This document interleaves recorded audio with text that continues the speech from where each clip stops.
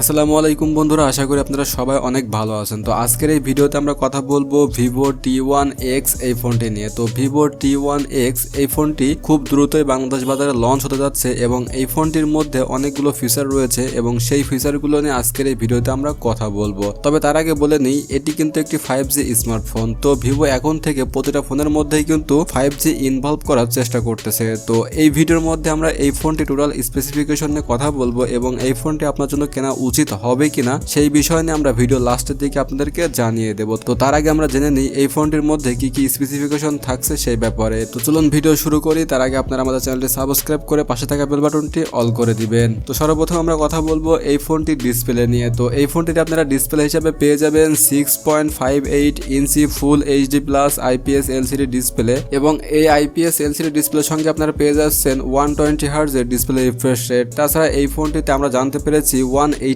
Hertz এর touch sampling রেটও পাওয়া যাবে এবং এই ডিসপ্লেটির রেজুলেশন রাখা হয়েছে 1080x2408 পিক্সেল এবং এর স্ক্রিন টু বডি রেশিও আপনারা পেয়ে যাবেন 20:9 রেশিও।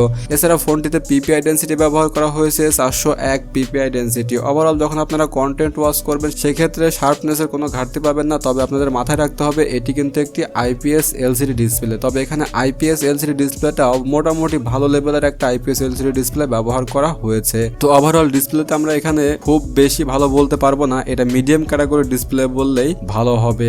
এবং এই ফোনটির আপনারা ওয়েট পেয়ে যাবেন 189 গ্রাম, যেটি মোটামুটি ঠিকঠাক ওয়েটে আছে এবং ফোনটি তৈরি করার ক্ষেত্রে কিন্তু ফ্রন্টের গ্লাস এবং এর ব্যাক সাইডটা প্লাস্টিক দিয়ে তৈরি করা হয়েছে, এছাড়া বডি ফ্রেমটাও প্লাস্টিক দিয়ে তৈরি করা হয়েছে। তো এবার যদি আমরা এই ফোনটির পারফরমেন্সের কথা বলি সেক্ষেত্রে আপনারা এখানে অপারেটিং সিস্টেম পেয়ে যাবেন Android 11 এবং এখানে ইউজার ইন্টারফেস ব্যবহার করা হয়েছে অরিজিন ওএস। এছাড়া ফোনটিতে প্রসেসর ব্যবহার করা হয়েছে মিডিয়াটেক ডাইমেনসিটি 900 5G প্রসেসর, যেটি 6 ন্যানোমিটার আর্কিটেকচারের তৈরি। তাছাড়া আমি আপনাদেরকে আগেই বলেছি এটি কিন্তু একটি 5G স্মার্টফোন এবং এখান থেকে আপনারা 5টা 5G ব্যান্ডের সাপোর্ট পেয়ে যাবেন। আসলে লো বাজেটের মধ্যে কিন্তু এটি 5G প্রোভাইড করছে আপনাদের, এটি হচ্ছে একটা প্লাস পয়েন্ট। এছাড়া মিডিয়াটেক ডাইমেনসিটি 900 এই প্রসেসরটি দিয়ে আপনারা খুবই ভালোভাবে গেমিং এ পারফরমেন্স পেয়ে যাবেন, যেখান থেকে আপনারা হাই গ্রাফিক্সেও গেমগুলো খেলতে পারবেন। তবে আল্ট্রা গ্রাফিক্সে গেমগুলো প্লে করলে সেখান থেকে আপনারা ফ্রেম ড্রপ পেতে পারেন। এছাড়া ফোনটিতে সিপিইউ ব্যবহার করা হয়েছে অক্টোকোরের একটি সিপিইউ, যেখান থেকে আপনারা ক্লক স্পিড পেয়ে যাবেন 2.4 GHz এর ক্লক স্পিড এবং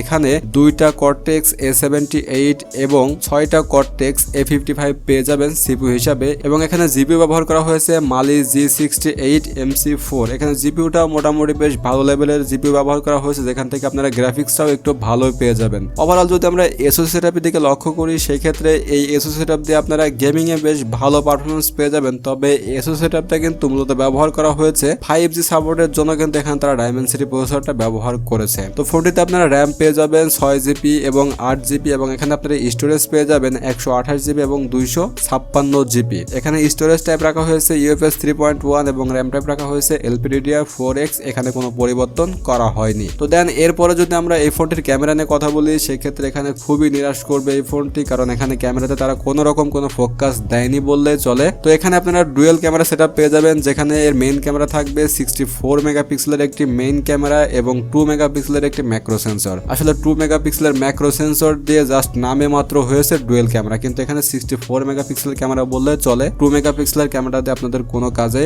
আসবে না। তো ওভারঅল এই ফোনটির ক্যামেরা সেটআপ নিয়ে আমি খুবই নিরাশ। আমার কাছে মনে হয় 64 মেগাপিক্সেলের শুধুমাত্র একটা ক্যামেরা দিয়ে আপনারা হয়তো খুব ভালো রেজাল্ট পাবেন না, এখানে মিডিয়াম ক্যাটাগরির একটা রেজাল্ট আপনারা পেতে পারেন। এছাড়া ব্যাক ক্যামেরাতে আপনারা এলইডি ফ্ল্যাশ, এইচডিআর এবং প্যানোরামা সাপোর্টেড পেয়ে যাচ্ছেন। ব্যাক ক্যামেরাতে ভিডিও রেকর্ডিং করার ক্ষেত্রে আপনারা 4K 30fps এ ভিডিও রেকর্ডিং করতে পারবেন। এছাড়া 1080p 30fps 60fps ও ভিডিও রেকর্ডিং করতে পারবেন। তবে এখানে তারা একটা ফিচার অ্যাড করেছে, সেটি হচ্ছে এখানে ভিডিও রেকর্ডিং করার ক্ষেত্রে জাইরা বেস EIS সাপোর্ট পেয়ে যাবেন, যেটি কিনা আপনাদেরকে ভিডিও স্টেবিলাইজেশন হিসেবে কাজ করবে। তো দেন এরপর আমরা কথা বলবো ফোনটির সেলফি ক্যামেরা নিয়ে। এখানে আপনারা 8 মেগাপিক্সেলের একটি সেলফি ক্যামেরা পেয়ে যাবেন, যেখান থেকে আপনারা খুব ভালো পারফরমেন্স পাবেন না। তবে হ্যাঁ, এটা মাথায় রাখতে হবে যে এই ফোনটি কিন্তু একটি মিড বাজেটের ফোন, যার কারণে এখান থেকে আমরা খুব ভালো পারফরমেন্স কিন্তু আশা করতেও পারি না। তো এবার আমরা কথা বলবো এই ফোনটির ব্যাটারি নিয়ে। তো এই ফোনটিতে আপনারা 5000 mAh একটি ব্যাটারি পেয়ে যাবেন এবং এখানে আপনারা 44 ওয়াটের একটি ফাস্ট চার্জার পেয়ে যাচ্ছেন। এটি কিন্তু এই ফোনটির একটা গুড অ্যাডভান্টেজ। অন্যান্য ফিচারগুলো যদিও একটু কম বেশি হয়, কিন্তু এখানে তারা ব্যাটারি ব্যাকআপটা ভালো দিয়েছে এবং এখানে ব্যাটারি চার্জারটাও কিন্তু তারা ফাস্ট চার্জার প্রোভাইড করেছে এবং এটি অনেকটাই ফাস্ট চার্জার। এখানে 44 ওয়াটের একটি ফাস্ট চার্জার, মাত্র 38 মিনিটের মধ্যে কিন্তু আপনারা 70% চার্জ করে নিতে পারবেন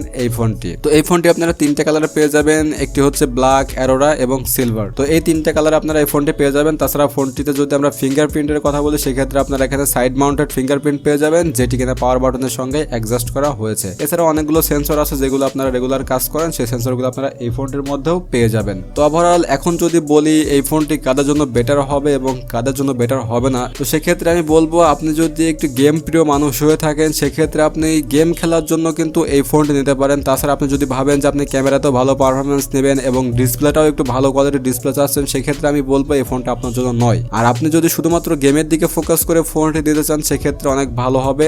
আর এই ফোনটি থেকে আপনারা 5G সাপোর্টেড পেয়ে যাবেন। অনেকেই আছেন যারা শুধুমাত্র 5G দেখে ফোন কিনতে চাচ্ছেন, তারা এই ফোনটি দিতে পারেন, লো বাজেটের মধ্যে 5G পেয়ে যাবেন। আর যারা ভালো ক্যামেরা চাচ্ছেন, ভালো ডিসপ্লে চাচ্ছেন এবং মোটামুটি পারফরমেন্সটা ভালো চাচ্ছেন, তাদের জন্য আমি এই ফোনটি কখনোই সাজেস্ট করব না। তো এখন কথা হচ্ছে এই ফোনটি হয়তো বা নভেম্বর মাসের মাঝামাঝি অথবা ডিসেম্বর মাসে এই ফোনটি বাংলাদেশে চলে আসবে এবং এই ফোনটির প্রাইস হতে পারে 22 থেকে 25,000 টাকার মধ্যে। তো বন্ধুরা ওভারঅল এই ছিল আমাদের আজকের ভিডিও। তো ভিডিওটি আপনাদের কাছে কেমন লেগেছে অবশ্যই কমেন্ট করে জানাবেন। আর এরকম নতুন নতুন ভিডিও পেতে আমাদের চ্যানেলটি সাবস্ক্রাইব করে পাশে থাকা বেল বাটনটি অল করে দেবেন। তো ভালো থাকুন, সুস্থ থাকুন, দেখা হবে নেক্সট কোনো ভিডিওতে।